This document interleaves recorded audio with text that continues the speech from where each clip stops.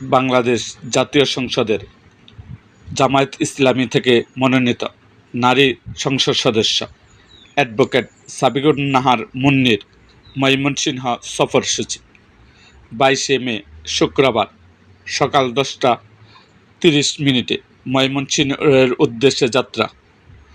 দুপুর 2টায় মরহুম আতাউর রহমানের পরিবারের সাথে সাক্ষাৎ। বিকালে মুক্তাগাছার নিজ বাড়িতে পারিবারিক বৈঠক। 23 মে শনিবার সকাল 10টায় মহানগরী মহিলা বিভাগীয় কর্মপরিষদ মিটিং। বিকালে মুক্তাগাছায় এলাকাবাসীর সাথে মতবিনিময় সভা। 24 মে রবিবার সকালে শহীদ পরিবারের সাথে সাক্ষাৎ ও মতবিনিময় সভা। বিকালে ঢাকার উদ্দেশ্যে যাত্রা। এরকম আরও ভিডিও পেতে এবং রাজনৈতিক অঙ্গনের নানা ঘটনা ও ইতিহাস জানতে আমাদের মুক্তাগাছার ইতিহাস মিডিয়া ইউটিউব চ্যানেলটিকে সাবস্ক্রাইব করুন এবং পাশে থাকা বেল আইকনটি বাজিয়ে দিন।